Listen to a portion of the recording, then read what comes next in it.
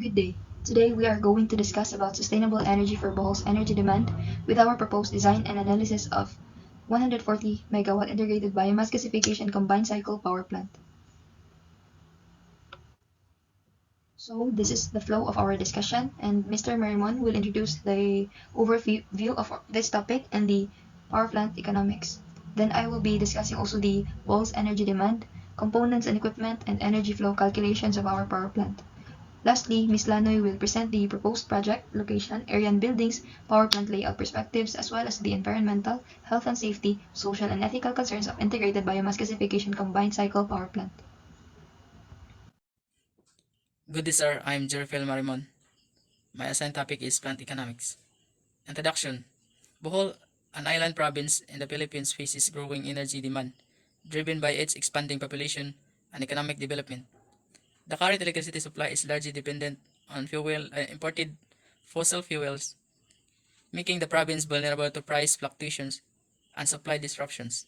Additionally, the use of fossil fuels contributes significantly to greenhouse gas emission and air pollution.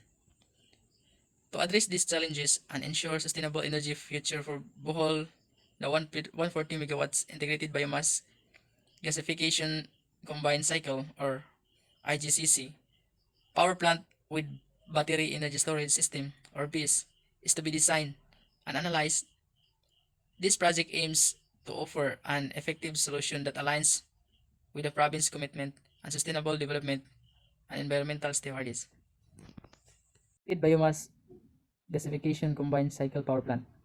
Firstly, the IGCC technology powered by Mitsubishi will be offer a reliable and cost-effective source of electricity, effectively addressing the growing energy demand while ensuring affordability for both consumers and businesses. Secondly, the project utilization of locally available biomass resources, including agricultural residues, wood waste, and municipal solid waste, significantly reduces Bohol's reliance on imported fossil fuels. Thirdly, the project will contribute substantially to environmental sustainability by minimizing greenhouse gas emission and air pollution compared to conventional power plants. Fourthly, the project will serve as a catalyst for economic development, generating employment opportunities during construction and operation. Muna siya ang process sa kuha og kanang output nga nakuan nga na-generate. Previously, Mr. Marimon has introduced you with the overview of our proposed design and analysis of 140 megawatt integrated biomass gasification combined cycle power plant for Bohol's energy demand. For this slide, I will also be providing a simulation or animation on how this power plant works. And for the succeeding slides, I will also be discussing power plant design and energy analysis, as well as its necessary components and equipment, especially the design of a gasifier and a cooling tower. But first, I would like to introduce myself as your speaker. I am Mercedes Cartagenas from BSME 4A. So this slide shows the working principle of an integrated gasification combined cycle power plant, and an animation I got from YouTube. As seen from the slide, the fuel source is coal, not biomass, but still our design power plant works the same with this one.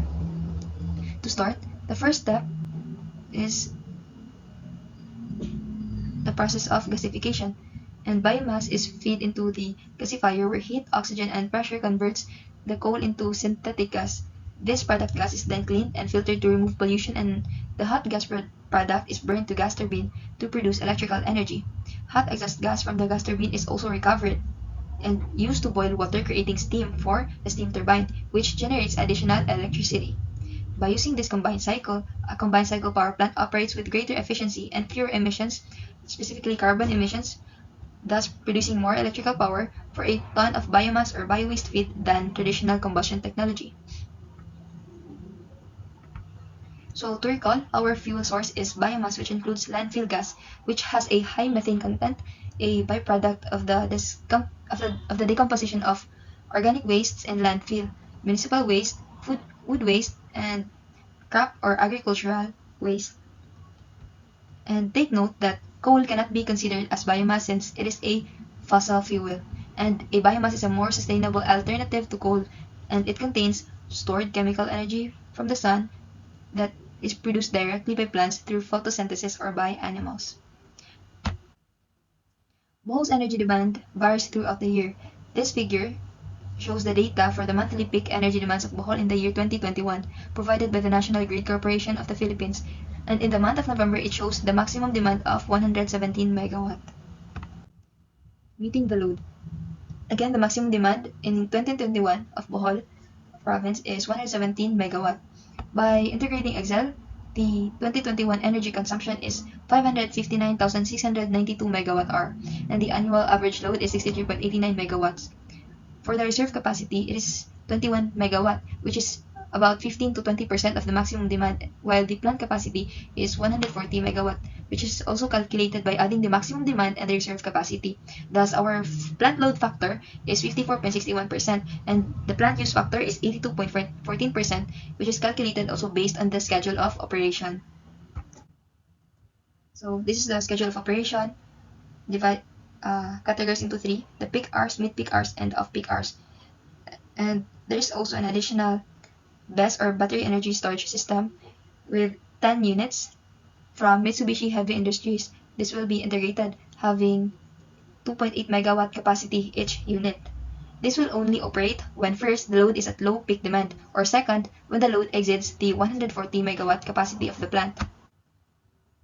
The integrated biomass gasification combined cycle power plant consists of four major subsystems. First is the fuel handling and feeding system. This one. Then, second is gasifier. Third is the gas cleanup unit.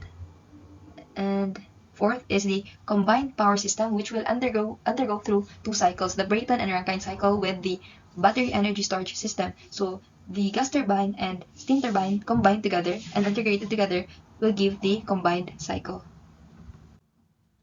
So here are the project components and equipment specifications used in the combined power system.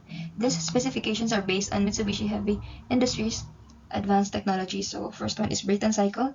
This is the MHI 100 model MHI 100 gas turbine. Second, for the Rankine cycle, the hot exhaust gas from the gas turbine will be recovered through MHI HRSG, or the heat recovery steam generator. Then the heat exhaust gas recovered from the HRSG will be used to boil the water and produce steam for the steam turbine model MHI 100. This is MHI 100, not 25, sorry. So in a Rankine cycle, additional components include the condensate pump and steam condenser. This is also the selected cooling tower model MRG 1500 for the power plant. The 1500 refers to the capacity of the cooling tower. And our design power plant will also integrate a battery energy storage system to enhance grid stability, optimize renewable energy integration, and provide peak shaving capabilities. The chosen best technology is the Mitsubishi Heavy Industries ME3150 unit, specifically designed for grid scale applications and offering exceptional performance and reliability. Design of air-blown fixed bed gasifier. Gasification is a partial oxidation process for the conversion of carbonaceous feedstocks to combustible gas mixtures consisting primarily of carbon monoxide, hydrogen gas, and methane gas. The figure on the right side of this slide shows the schematic diagram of the different regions in a gasifier, starting from the drying process, pyrolysis process, combustion process, and then the reduction process rather. So the working principle of a gasifier is that the carbon-based raw material reacts with steam and oxygen at high temperature and pressure, and this will chemically broken apart. Mostly hydrogen is produced in the gasifier along with carbon monoxide, methane, and carbon dioxide. The gasifier's high temperature vitrifies inorganic materials into a coarse sand-like material or slag. So, and the synthetic fuel or syngas leaves the gasifier and is further cleaned of impurities. It is used in the system to run primary and secondary gas and steam turbines, similar to a natural gas combined cycle power generating system. Most pollutants are removed before combustion and are not created when fuel is burned. Sulfur is collected in a form that can be used, and the carbon dioxide gas concentration will be 90% of the flue gases, thus making it easy to capture. For the selection of gasifier, an air-blown fixed bed gasifier is a technology chosen for its efficient conversion. of biomass into a versatile fuel called syngas. Unlike traditional fossil fuel-based power plants, the air-blown fixed-bed gasifier offers a renewable and environmentally friendly alternative, transforming agricultural, food, municipal, and wood waste into a valuable energy source. So here's the data in the design of an air-blown fixed-bed gasifier. For the mass flow rate, there are three mass flow rate specifically for fuel, air, and steam feed rate. For fuel, this is 2,500 tons per day, or approximately equal to 26.25 kilogram per second. And for air, it is 7.875 kilogram per second, which is the product of the air-fuel ratio and the fuel feed rate, where the air-fuel ratio for gasification to air is between 0.2 to 0.4, according to research. And for steam, it is 24.94 kilogram per second. This is the product also of fuel feed rate and the steam fuel ratio, where the steam fuel ratio is for gasification is 0.95. For the reactor size, the cross-sectional area is equal to 22,490.68 square meters, where the bulk density is equal for feed mixed waste is equal to 233.43 kilogram per cubic meter, and the gas velocity is 5 times 10 to the power of negative 6 meter per second, according to Thorpe and Halverson in 2013. For the gas residence time, it is equal to 36.42 minutes. And for heat balance, in the heat input, the heat input is 111.41 megawatt. And for heat output, this is 128.86 megawatt with a sensible heat of 2.99 megawatts. So, syngas cooling system.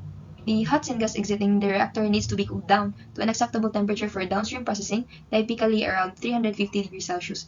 And this is commonly achieved through indirect heat exchangers, where the hot syngas transfers into heat to a secondary fluid like water or steam, effectively cooling the syngas without diluting it.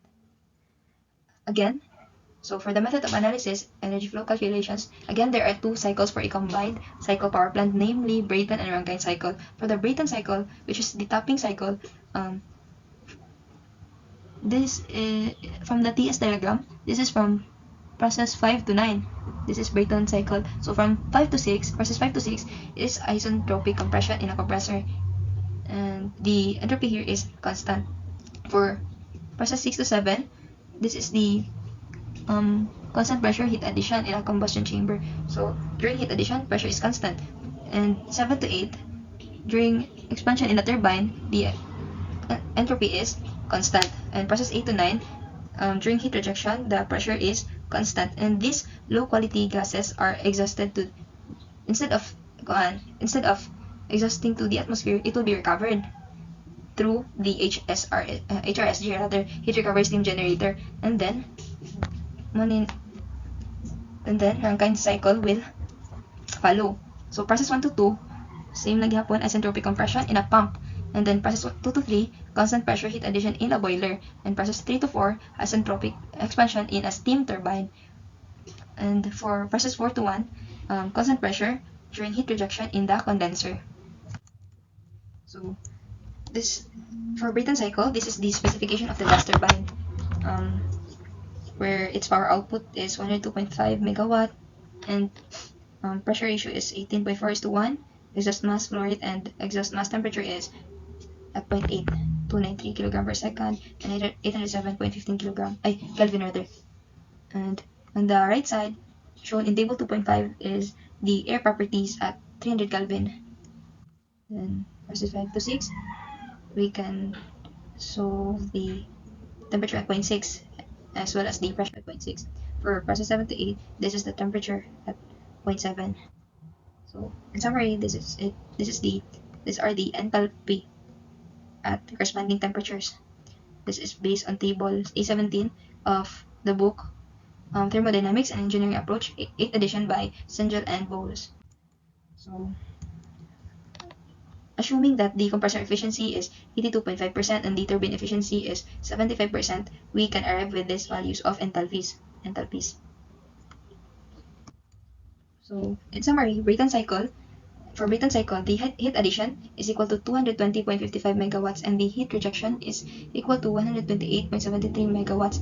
Thus, the work net of the gas cycle or the Brayton cycle is 91.81 megawatt with an efficiency of 41.63%, where the mass flow rate of gas is 153.30 kilogram per second.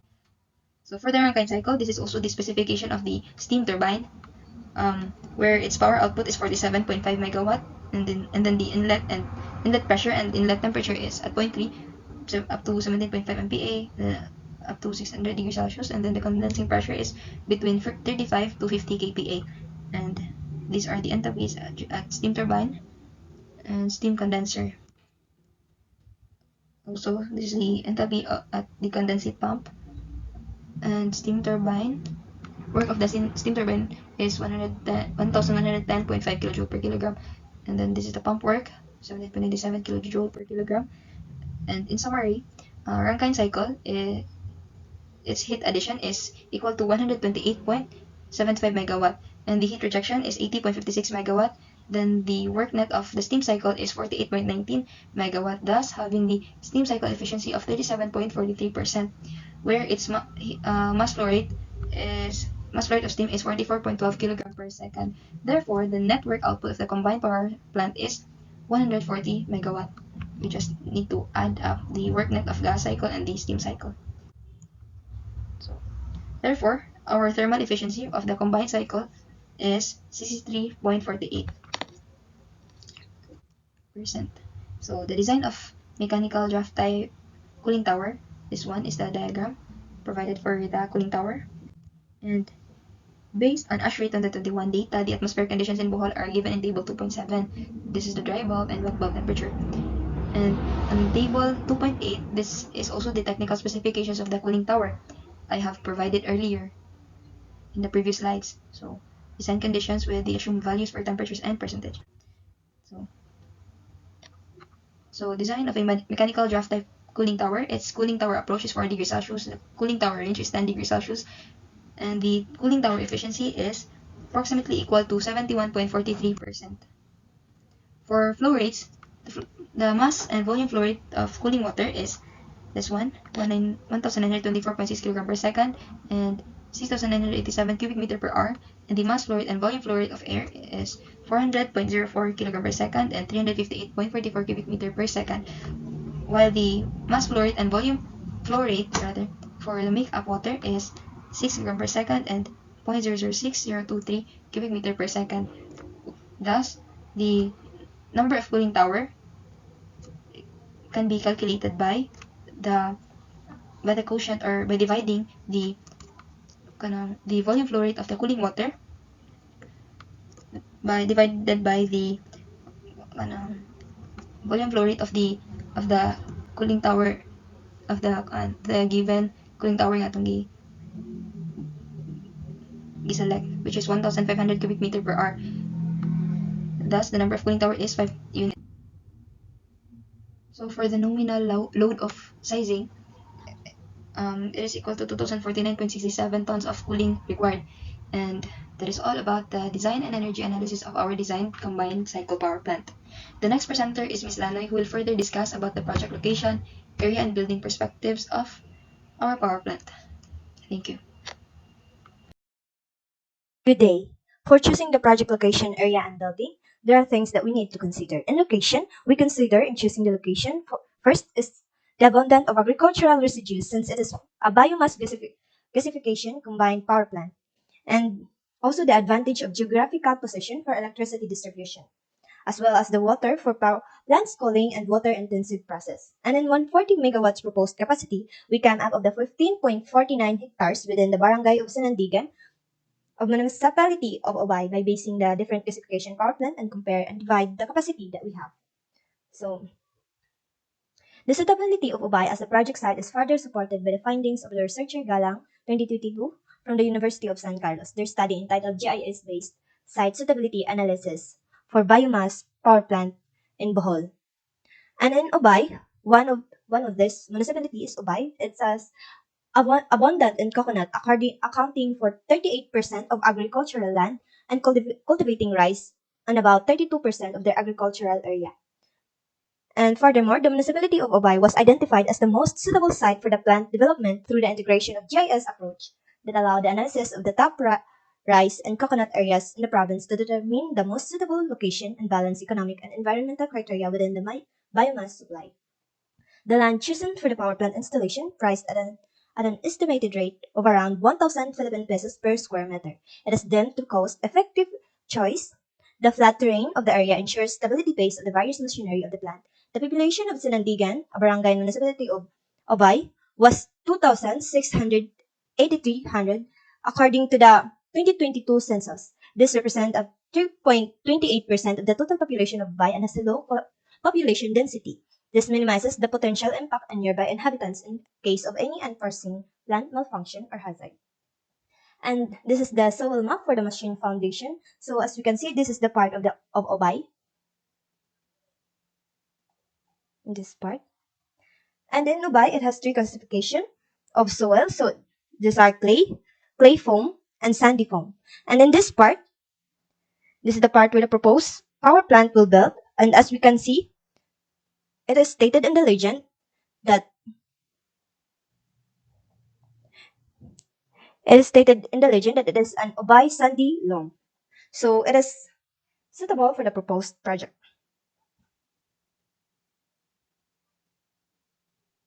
Okay. Then, due to the lack information on case factors of the project site such as soil structure, soil bearing capacity, water table depth, geological history, and other complex hard to reach detail, our group opted to integrate the average soil characteristic in the entire town of Obay. As a result, we assume the following parameters are shown in the tables for a various soil type based on a various source of machine foundation of the proposed combined cycle power plant. And this is the power plant building. And this is the HRG. HRG means is heat recovery steam generator. And this is gas turbine, steam turbine, and generator. This is the building. And this is for gasifier. And this is for gas cleanup. And this is for BS. BS stands for energy storage, battery energy storage system. And this is the plant process layout. First is fuel handling and feeding system. Next is to gasifier. In the third one, proceed to the third one, the gas cleanup unit or GCU. From the GCU, it goes to the combined power plant system. And the fifth one is the battery energy storage. So it serves as where the excess energy will go during the low demand times and releasing it during peak hours if needed. It is served as a backup power during the outage and stabilizes the electric grid during the peak demand. And this is the perspective layout from the upper part. And this is a perspective layout for the lower part. And then money ang power plant economics, money ang cost of oil, waste and supply. So money ang type of fuel, heating value, total cost per annum. And then sa power plant economics, sa cost of plant area, so money ang estimated land 15.49 hectares. Yeah. So land area jud 136,689.23 square meters. Yeah, 1,200 ang per square meter. Mo nakuha na mo nga 146,037,876 pesos. And then kuha sa cost of plant building. And then mo ang iyang estimated cost of building sa $2,500. Kanya sa battery storage, estimated cost naman is $500 sa 140 megawatts ang combined turbine plant capacity. And then sa aming battery energy storage reserve is 28 megawatts. Muna nakakuha may estimated cost niya combined cycle power plant is 7,600,000,000 pesos. And then estimated cost sa battery storage nga reserve is 936,264,000. And then sa station sa salvage value of 10% of project cost sa 30 years. So nag-assume may economic life of plant sa 30 years, yung salvage value 853,624,000.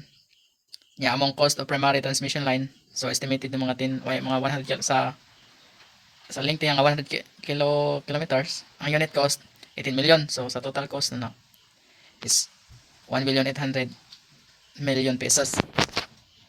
And then sa primary distribution system sa salvage value nga 30% of primary transmission line cost and primary distribution system economic life sa 30 years nakamig 300 million. Anya sa secondary 150 million pesos. Nya sa secondary nga ang system sa salvage value is 20%. So nasa 30 million. Nya ang interest sa nasa mga 6.5%. Nag-assume naman na base sa libro.